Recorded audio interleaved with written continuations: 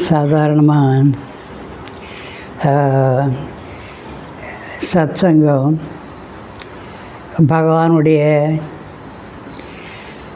சில லீலைகளை பற்றி பேசிட்டு ஆரம்பிக்கிறது வழக்கம். இன்றைக்கி நம்ம ஜஸ்டிஸ் அருணாச்சலம் அவர் தான் பகவான் பாடி விட்டு போனதுக்கப்புறம் ஆசிரமம் நடத்தணும்னு பகவான் கட்டளை இட்டு சென்றார்.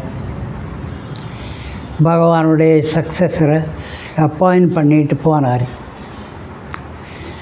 அவரை முதலாக பகவானை பார்க்கறதுக்காக பகவானுடைய சன்னதி திரு வீட்டுக்கு போகிறாரு. அதாவது பகவானை பார்க்குறதுக்குன்னு அவர் திருவண்ணாமலைக்கு போகலை. எப்போ அவர் ஏதோ ஒரு கல்யாணத்துக்காக போயிருக்காரு. அப்போ இந்த மாதிரி ஒரு மகாத்மா இருக்கார், அவரையும் பார்த்துட்டு வான்னு யாரோ சொல்லியிருக்காங்க. அதன்படி அவர் சன்னதி திரு வீட்டில் போயிருக்கார். அங்கே போய் உட்கார சொன்னார். இவர் உட்கார்ந்தார். இவர்கிட்ட அவருடைய அனுபவங்களை பற்றி எல்லாம் பேச சொன்னார். அவர் அப்போது அது கொஞ்ச நாள் முன்னாடி தான் பகவான் ஸ்ரீகிருஷ்ணர் பிறந்த ஊர்லெல்லாம் போயிட்டு வந்து அப்புறம் பிருந்தாவனம் அங்கெங்கெல்லாம் போயிட்டு வந்து அவருக்கு அதை பற்றி எல்லாம் அந்த அனுபவங்களை பற்றி பகவான்கிட்ட நிறைய சொல்ல வேண்டி இருந்தது. அதெல்லாம் சொல்லிகிட்டு இருக்கும் பொழுது அங்கே பகவானுடைய சன்னதி திரு வீட்டில் எப்பவும் சேவத்தில் நிறைய பகவானுடைய இந்த படம் கொளக்கரை படம் அப்படியே தொங்கிட்டே இருக்கும். அப்போது இந்த படங்கள் நிறைய அங்கே இருக்கிறது பார்த்தாங்க. இவர் கிருஷ்ணரை பற்றியெல்லாம் சொல்லிகிட்டு இருக்கும் பொழுது திடீர்னு அந்த படங்களெல்லாம் கிருஷ்ணருடைய படமாக தெரியும். பகவானுடைய படமெல்லாம் கிருஷ்ணருடைய படமாக தெரியுது இவர் கிருஷ்ணரை பற்றி பேசும்போது. அப்போ இவரும் ஒய்ஃபும் பார்த்தாங்க. அது அவங்களுக்கு ரொம்ப அதிசயமாக இருந்தது. அப்புறம் பகவான்கிட்ட கேட்டார், இந்த மாதிரி தெரியுது, உங்களுடைய படமாக இருந்தது, அது கிருஷ்ணருடைய படமாக தெரியுது. அப்போது பகவான் சொன்னார், இந்த பிச்சைக்காரனுக்கும் கிருஷ்ணனை ரொம்ப பிடிக்கும், இந்த பிச்சைக்காரனுக்கும் கிருஷ்ணனை ரொம்ப பிடிக்கும்ட்டார். கொஞ்ச நேரம் கழித்து பகவான் இவர்கிட்ட கேட்குறாரு, என்ன ப்ரோக்ராம், அடுத்தபடியாக எங்கே போகிறீங்க? அப்போ இவர் சொன்னார், எனக்கு இங்கே திருவண்ணாமலையில் கோவிலுக்கு போகணும், நான் கோவிலுக்கு போகிறேன். அவர் அப்போ ஆக்டிங் சீஃப் ஜஸ்டிஸாக இருந்தார். அதனால் நிறைய பேர் கோவிலில் அவர் வர்றதுனால அங்கே வெயிட் பண்ணிகிட்டு இருந்தாங்க. எனக்கு அடுத்தபடியாக கோவிலுக்கு போகணும், அருணாச்சலேஸ்வரரை பார்க்கணும். ஓ, வந்ததும் உடனே போயிடலான்னு பார்த்துக்கிங்களா அப்படின்னு ஒரு கேள்வி கேட்டார். அப்புறமா பகவான் அங்கே என்ன பண்ணுவார்னு அவர் ஜம்காலம் விரிச்சிட்டு அதில் உட்காருவார். பல நேரங்களில் எழுந்திருக்கும்பொழுது அந்த ஜம்காலமே எடுத்து உடுத்திப்பார். இந்த இந்த ஷாலு அது இது ஏகப்பட்ட வஸ்திரம் ஏற்கனவே இருக்கும், அதுக்கு மேலே ஜம்காலம் எடுத்து உடுத்திட்டு அப்படியே நடப்பார். அப்படி எம்காலம் எடுத்து நடக்க ஆரம்பித்தார். அப்போ பார்த்தாக்கா பகவான் உட்கார்ந்த இடத்துல ஒரு சிவலிங்கம் தெரியுது. இவர் ஜஸ்ட் கேட்குறாரு பகவான்கிட்ட, நீங்கள் என்ன ஒரு மெஜிஷியனா? இது என்ன மேஜிக்காக பண்ணுறீங்க? கொஞ்ச நேரம் முன்னாடியே அந்த உங்களுடைய படமெல்லாம் கிருஷ்ணருடைய படமாக தெரிஞ்சது, இப்போ நீங்கள் எழுந்திரிச்சதும் இங்கே சிவலிங்கம் தெரியுது. அப்போ பகவான் அப்படியே சிரித்தார், ஆல் ஃபாதர்ஸ் கிரேஸ் அப்படின்னு. அந்த இடத்துல ஒரு கேள்வி கேட்டார்ல, வந்ததும் போயிடலான்னு பார்த்தியான்னு. அந்த கேள்விக்கு என்ன மீனிங்னு நமக்கு இப்போ தெரியுது. அதாவது நீ வந்து போகிறதுக்காக வரல, உனக்கு நிறைய வேலை இருக்குது. நான் போன பிறகும் இந்த ஆசிரமம் பராமரிக்கிற வேலை உனக்கு இருக்குது அப்படிங்கிற ஒரு எண்ணத்தில் கண்டிப்பாக சொல்லியிருப்பார். வந்ததும் போயிடலான்னு பார்க்குறியா? அப்படின்னு நீ போக முடியாதுன்னு பகவான் மனசில் நினச்சி சொன்ன மாதிரி இருக்கு. அப்புறம் அதே மாதிரி அதுக்கப்புறம் அவரும் பகவானோட ரொம்ப அடிக்கடி வந்து பார்க்கறது, நிறைய பழகிறது, அந்த மாதிரி ஒரு டெவலப்மெண்ட் ஆயிடுச்சு. இங்கே பகவான் அவருக்கு என்ன காட்டியிருக்காருன்னா, குருவும் கடவுளும் வேறல்ல, இந்த ஒரு தத்துவத்தை உணர்த்தி இருக்கார். நானும் கிருஷ்ணனும் வேறல்ல, நானும் சிவனும் வேறல்ல அப்படின்னு ஒரு உண்மையை உணர்த்தி இருக்கார்.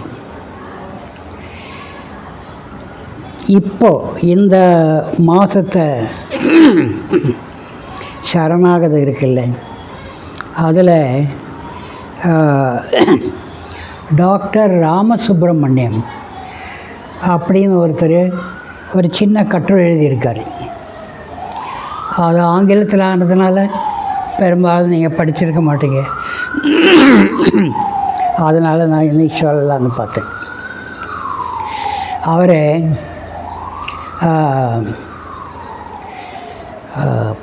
ஐயப்பனை பார்க்க போயிருக்கார் சபரிமலைக்கு. போன வருஷம் ஜூலையில் நினைக்கிறேன். அவர் நம்ம பகவானுடைய பக்தன். எப்போவுமே அவருக்கு பகவானுடைய நினைப்பு தான். ஆனால் அவர் அங்கே போய் ஐயப்பனுடைய அந்த சன்னிதானத்தில் போய் நின்று ஐயப்பனை உடைய தரிசனத்துக்காக வெயிட் பண்ணிகிட்ருக்கார். ரொம்ப ஆவலோடு வெயிட் பண்ணிகிட்ருக்கார். அப்புறமா அதே மாதிரி தரிசனம் கிடைச்சது. அப்படியே மன நிறைவோடு அவர் ஐயப்பனை பார்த்தார்.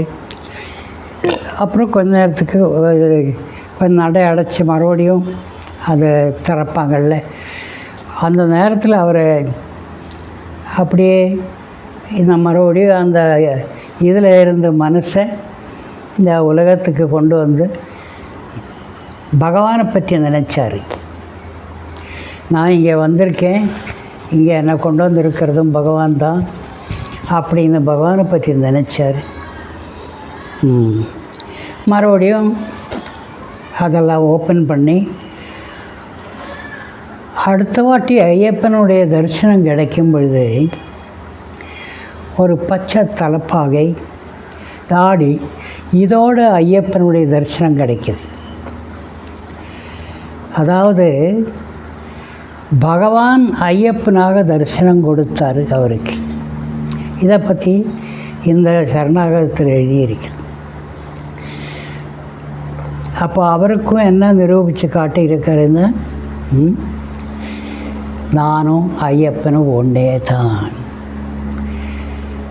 இதே மாதிரி கிருஷ்ணகிரியில் பெருமாள் ராஜு ஐயாவுக்கும் பகவான் காட்டியிருக்கார். அவர் அடிக்கடி நாராயணா நாராயணான்னு சொல்லுவார்.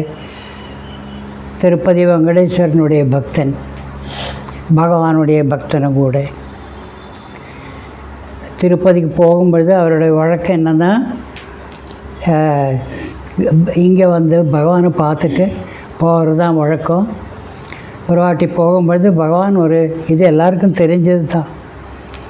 பகவான் ஒரு காசு கொடுத்தாரு. காசு கொடுத்துட்டு இதை அந்த உண்டியலில் போட்டுட்டு, நீ இந்த பிச்சைக்காரன் யாருன்னு திருப்பதி வெங்கடேஸ்வரங்கிட்ட கேளு அப்படின்னாரு. அவர் சரி சாமின்னு சொன்னார். அங்கே போய் அவருக்கு முதல்ல மறந்து போச்சு அது பண்ணுறது. அப்புறமா திடீர்னு ஞாபகம் வந்து, ஐயோ நான் இப்படி பகவான் சொல்லியிருக்காரு, அது போட்டு இந்த மாதிரி உங்கள்கிட்ட கேட்டு சொல்லியிருக்காரு பகவான் யாருன்னு.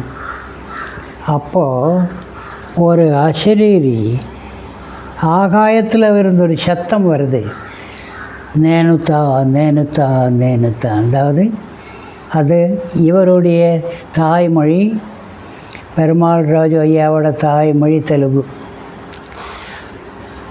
அப்புறம் ஆந்திராவிலே மக்களுடைய தாய்மொழி தெலுங்கு. அந்த தெலுங்கில் நேனுத்தானாக்க நானே தான் அப்படின்னு திருப்பதி வெங்கடேஸ்வரன் சொல்கிறது மாதிரி.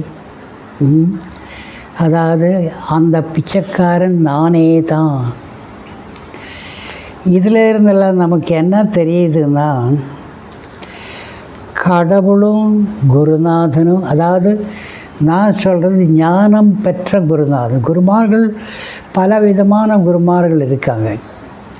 இப்போ நம்ம ஒரு ஆசிரியரை நம்ம குருன்னு சொல்லுவோம். நமக்கு ஒரு வேலை கற்றுத்தர்றவங்களையும் குருன்னு சொல்லுவோம். பிரவச்சனம் பண்ணுறவங்களையும் குருன்னு சொல்லுவோம். அந்த மாதிரி சில ஆன்மீக வாழ்க்கையில்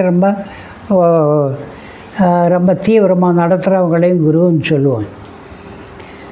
இது நான் சொல்கிறது ஞானம் பெற்ற குருநாதன். அவருக்கு சில அடையாளங்கள்லாம் இருக்கு.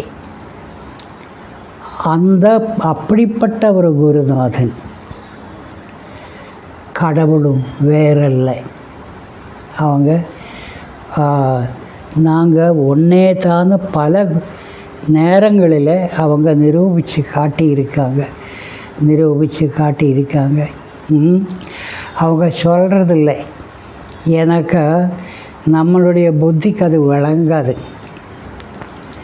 ஏன்னா மனுஷனாக போய் கடவுள்னு அவரே சொல்லிக்கிறாரு அப்படின்னு நம்ம நினைப்போம். அதனால் அவங்க சொல்கிறதில்லை. ஆனால் பல நேரங்களில் நிரூபித்து காட்டியிருக்காரு. அப்புறமா இந்த மாதிரி ஒரு குருநாதனுடைய அருள் அவங்கள பொறுத்தவரையிலும்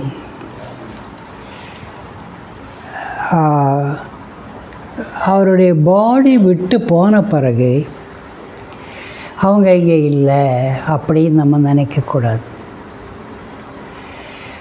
அவங்களுடைய சக்தி, அவங்களுடைய அருள் தொடர்ந்து ஒர்க் பண்ணுறது. இதுக்கும் ஒரு உதாரணம் இந்த சரணாகத்தில் இருக்குது. இந்த வாட்டி வந்திருக்குது. அதுவும் ஆங்கிலத்தில் தான். அவர் ஒரு சுப்பிரமணியன் ஒருத்தர் எழுதியிருக்கார். அது நமக்கு எல்லாருக்கும் ஆறுதல் தரக்கூடிய ஒரு கட்டுரை தான். அவர் 2014 அவருடைய வாழ்க்கையில் பல சோதனைகள் ஆரம்பிக்குது. அவருக்கு ரொம்ப கஷ்டமான பல சோதனைகள் ஆரம்பிக்குது. அப்புறமா எதை செஞ்சாலும் தப்பாக போயிடுது, எதை செஞ்சாலும் தப்பாக போயிடுது வாழ்க்கையில். தேங்க்யூ.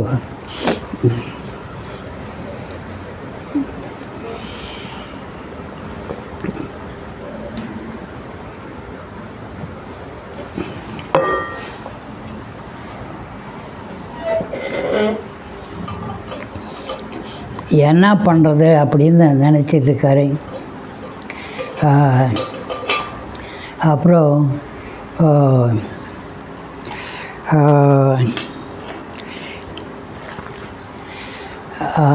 2000 அதுக்குள்ளே இந்த கஷ்டங்கள்லாம் வந்துட்டுருக்கும் பொழுது அவருக்கு ஒரு பையன் பிறக்குது. அதுவும் அந்த மாதிரி நடந்துடுச்சு. ஆனால் இந்த கஷ்டத்தில் அப்படியே அதை அவர் வாடிட்டு இருக்கும் பொழுது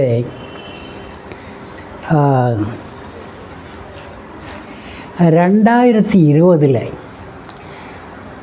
14 அவருடைய கஷ்டம் ஆரம்பிக்குது. 2020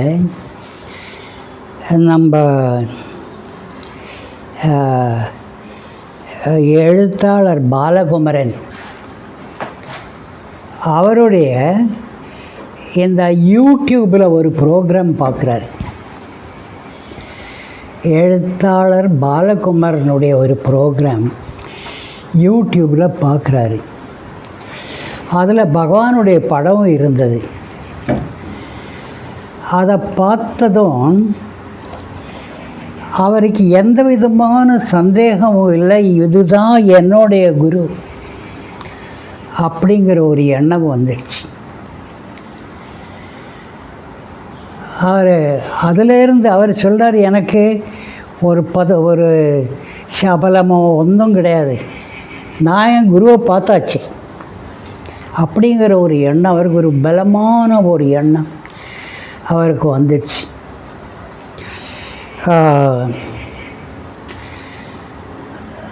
அதுக்கப்புறம் அதே யூடியூப்பில் தேவகி அம்மாவோட ஸ்பீச்சஸ் கேட்க ஆரம்பித்தார். அவங்களுடைய ஸ்பீச்சஸ் எல்லாம் கேட்க அவருக்கு பகவானில் நல்ல ஆழ்ந்த நம்பிக்கை வர ஆரம்பிச்சிச்சு. அவர் சொல்கிறாரு, அதிலேருந்து என்னுடைய வாழ்க்கையில் ஒரு திருப்பம் ஏற்பட்டது, பல அதிசயங்கள் நடக்க ஆரம்பித்தது. கொரோனா வந்தது. கொரோனா வரும்பொழுது இவங்க பெங்களூரில் தான் தங்கியிருக்காங்க, ஆனால் ஃபேமிலி எல்லாம் சென்னையில் இருக்காங்க. அவங்கள போய் கூட்டிகிட்டு வரணும். கூட்டிகிட்டு வர இவர் காரில் போகிறாரு. போகும்பொழுது பல இடங்களில் செக்கிங் எல்லாம் முடித்து தான் அனுப்புகிறாங்க காரை. ஒரு இடத்துல செக்கிங்க்காக பேப்பரெல்லாம் கேட்டாங்க. அவர் பேப்பர் எடுக்கும்பொழுது என்னாச்சுன்னா, இவருடைய கார் அப்படியே முன்னாடி நிற்கிற காரில் போய் இடிச்சிடுச்சு. ரொம்ப டேமேஜ் ஒன்றும் இல்லை. அப்புறமா இருந்தாலும் அந்த டிரைவர் சண்டைக்கு வந்துட்டார். இவருக்கு என்ன புரியல, என்ன பண்ணுறதுன்னு தெரியல, நடுங்கிறார் இவர். அவர் சொன்னார், எனக்கு ஒரே ஒரு வழி தான் இருக்குது, பகவானுடைய நாமம் ஜபிப்போம், வேறு வழி இல்லை அப்படின்னு பகவானுடைய நாமம் ஜபிக்க ஆரம்பித்தார். கொஞ்ச நேரம் ஆனது, அந்த டிரைவர் திரும்பி வந்தார். பரவாயில்ல, நீங்கள் வேணான்ட்டு செய்யலையே. அவருடைய மனப்பான்மை அப்படியே மாறிப்போச்சு. இந்த நாமத்தினுடைய பலனாக அதை ஒன்றும் பரவாயில்லன்னு விட்டுடலாம், அது தெரியாமல் நடந்து போனதாச்சே அப்படின்னு அங்கே போகிறாரு.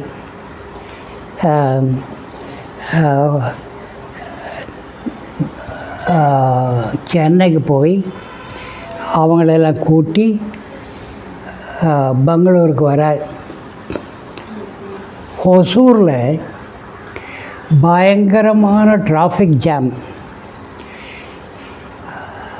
அங்கே ஒரே கன்ஃபியூஷனாக இருக்குது. நிறைய தூரம் அப்படியே கார்கள்லாம் லைனாக நிற்குது.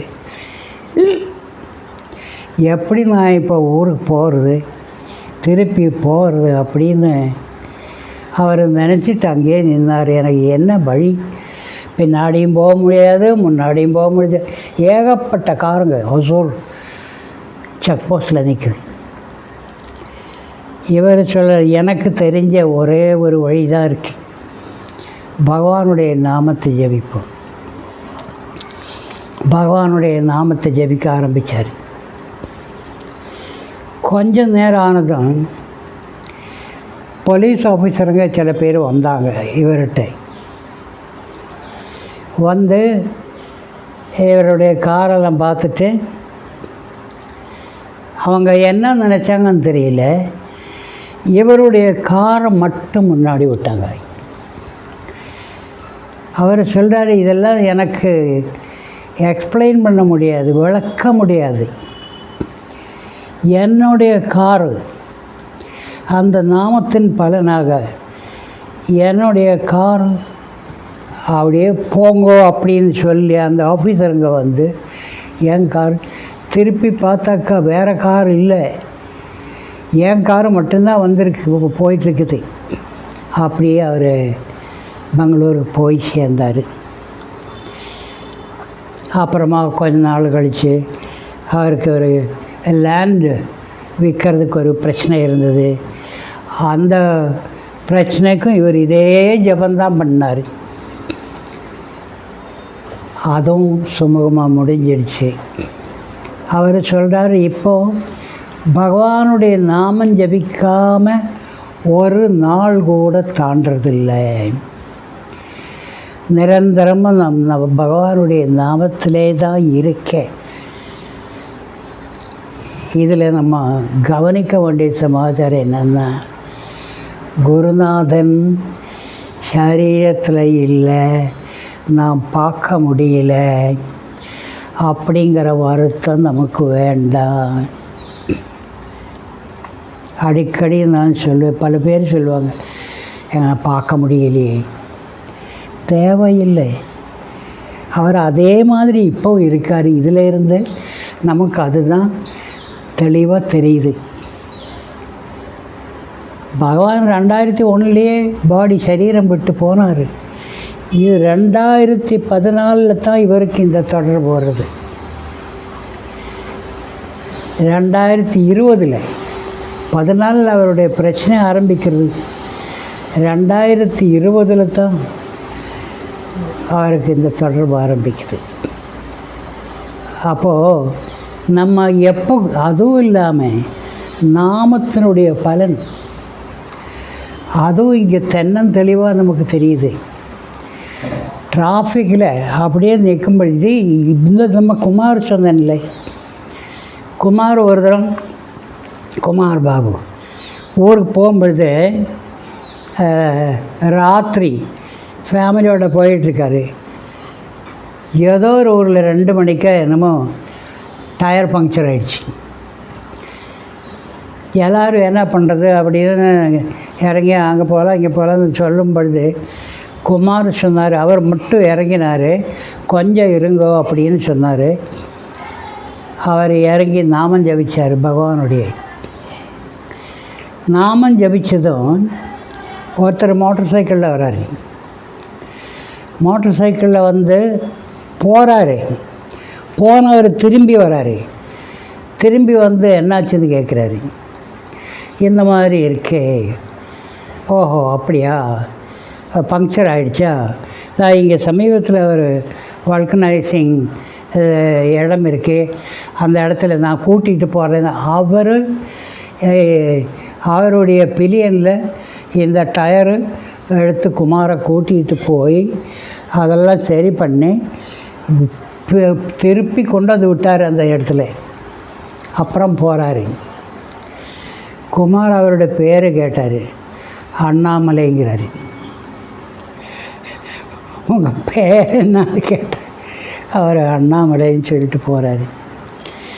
ஸோ இதனால் நமக்கு இந்த மாதிரி விஷயங்கள் நமக்கு நம்ம உணர வேண்டியது ரொம்ப ரொம்ப அவசியம். ஒன்று, குருநாதனும் கடவுளும் வேறு இல்லை. இது நம்ம உணர வேண்டியது. எந்த இடத்துல எந்த சாமியை வேணுமாலும் கும்பிடலாம், தப்பு கிடையாது. ஆனால் அங்கேயும் பகவான் தான் இருக்கார் அப்படிங்கிற ஒரு உணர்வோடு இனிமேல் நம்ம கும்பிடலாம். நம்ம பகவானை பார்த்தாச்சு, அதனால் இனிமே எந்த கடவுளை கும்பிட்டாலும் பகவானை தான் நம்ம கும்பிடுறோம். அது உணர்ந்தாலும் நல்லது. பகவான் தான் அதில் அந்த கடவுள் இதுலேயும் இருக்கார். அப்போது அதனால் அந்த ஒரு நினைவோடு நம்ம பகவானை தொடர்ந்து கும்பிடுவோம், அருள் பெறுவோம். தொடர்ந்து இன்னொன்று என்னென்னா, பகவான் சரீரம் விட்டு போயிட்டாரு. இனிமேல் நம்ம யார்கிட்ட போய் கேட்குறது, நம்மளுடைய கஷ்டங்களெல்லாம் சொல்கிறது அப்படின்னு நினைக்க வேண்டிய அவசியம் இல்லை. இதில் இருந்தெல்லாம் நமக்கு என்ன தெரியுது? அதுக்கு சரியான நேரம் வரும் பொழுது எப்படியோ பகவான் நம்மளை அணைக்கிறாரு, எப்படியோ நம்மளை கூட்டிகிட்டு அவர்கிட்ட கொண்டு போய் சேர்த்துறாரு, அருள் புரிகிறாரு. அவராக கூப்பிட்டு அருள் புரியறது மாதிரி அந்த மாதிரி செய்வார். அதனால் நம்ம உத்தமமான காரியங்கள் நம்ம செஞ்சிட்ருக்கோம், அதை தொடருவோம். பகவானை கும்பிட்டு எல்லாம் நம்மளுடைய வாழ்க்கையை பகவானுக்காக சமர்ப்பணம் பண்ணி வாழுவோம். அது போதும். அப்படி ஒரு ஆழ்ந்த நம்பிக்கையோட, ஆழமான பக்தியோட நம்ம வாழறதா இருந்தால் நம்ம வாழ்க்கை பாதுகாப்பாக இருக்கும்.